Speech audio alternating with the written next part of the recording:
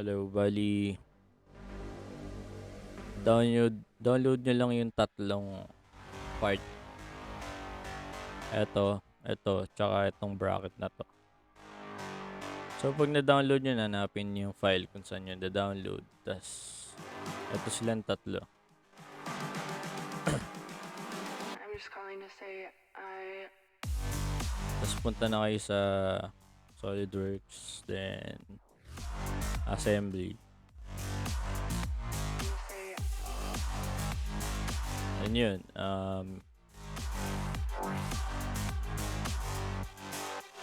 buksan nyo yung isa kasi hindi pa nakabukas yung isa. Browse natin. Tapos, hanapin nyo yung location ng file. Copy nyo lang yun. Para di na kayo mahirapan. Tapos, punta na kayo dito.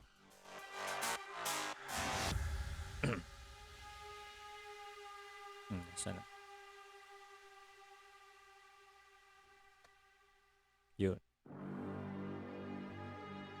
Ang kulang dito ay ayun, hindi ko makita. Part 1 siguro.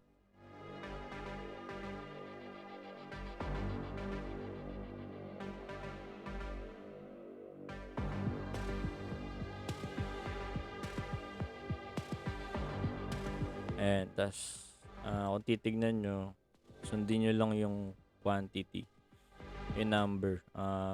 May C bracket na tayo, isa, tas isa pa. Bali, insert.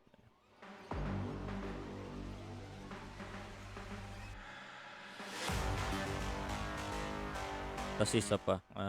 Browse ulit kayo. Tas CC bracket. Part 1. Open natin. I'm just calling to say Ayan. Tas insert component. Insert natin to. Ang quantity niya is 4. So, insert component. Click ulit natin to. Insert. Click.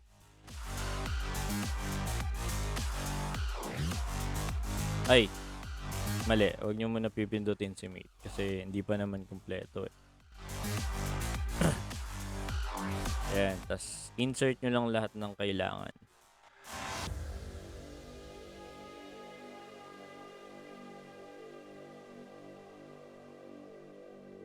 Ayan. Pag na-insert nyo na lahat, assemblein lang natin. So,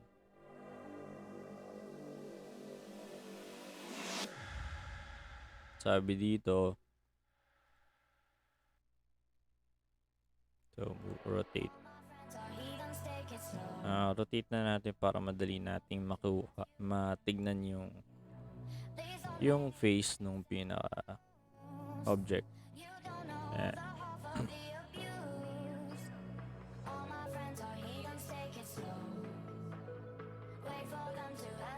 Tapos hanapin natin yung pinaka origin, yung pinaka paano ba? Pinagkakapitan ganun. Ito siya. Ito. Bali, ayun yung susundan natin. So, click natin yung face na ito. Ay, mate natin pala. Mate. Tapos click natin tong face na to. Click na ba? Ito. Remove natin to kasi mali siya. Ayan, click. Tapos click natin to. Tapos click natin tong upper surface face. Ayan. Tapos coincidence. Check. So, ayan. Pantay na siya. Tapos bali kahit ano naman unahin nyo eh. Click nyo yung face na to. Tapos click nyo yung face na to. Coincidence. Bali magkakapantay na sila. So, kailangan straight line, di ba?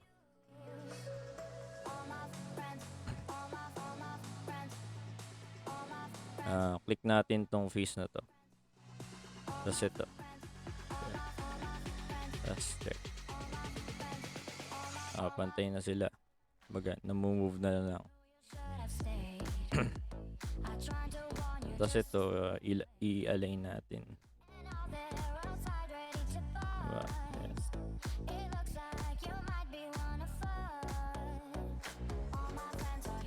Yun.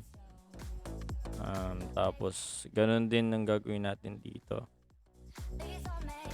Para ma-rotate nyo yung mga angle, yung view. Press nyo lang yung scroll. Tapos click natin tong face na to. Tapos itong face na to. Check natin.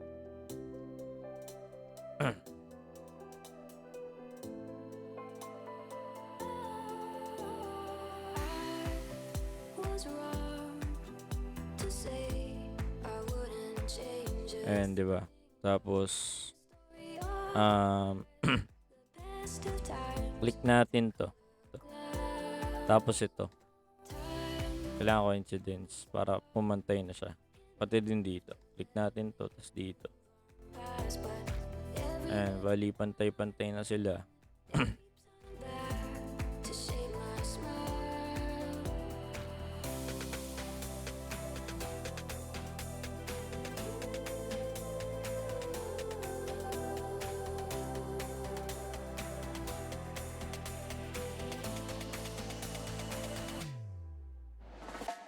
Click natin yung loob, yung inner na C bracket. Tapos click natin tong sa may outer. Tapos lagyan nyo concentric.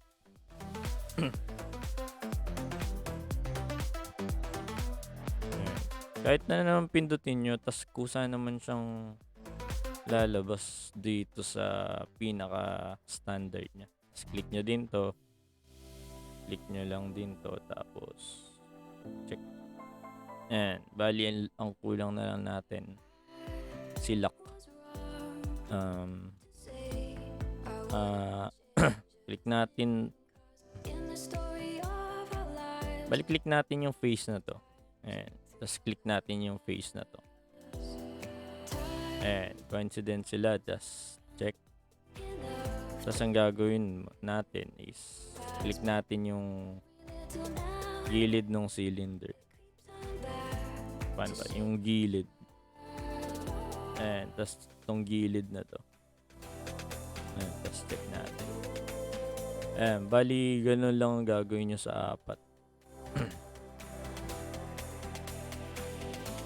Click nyo yung face na to, tapos click nyo yung face na to. Tapos coincident. Tapos click mo yung gilid. Click nyo din yung gilid. Tapos check.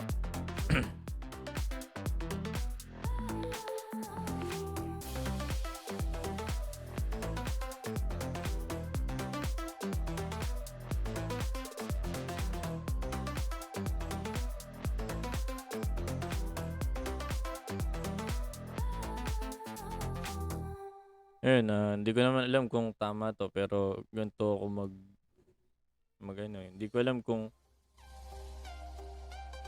dapat bang walang minus sign to, kasi alam niyo naman parang undefined siya, underdefined. Pero paano yung mga moving parts? Sabihin na natin na scissor, di ba, pag gumagalaw siya parang, pero to steady naman siya. O meet ulit natin. Tapos face. Ayan.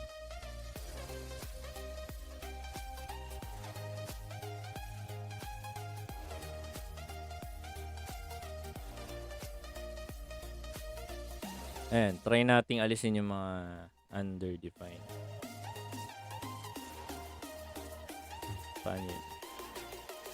Kulay blue siya. So,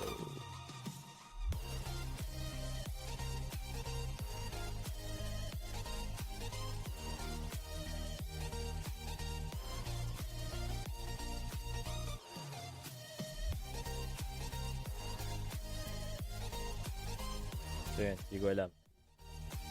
So yun, kung alam nyo, comment nyo lang kung para maturuan nyo din ako. So yun lang. Thank you.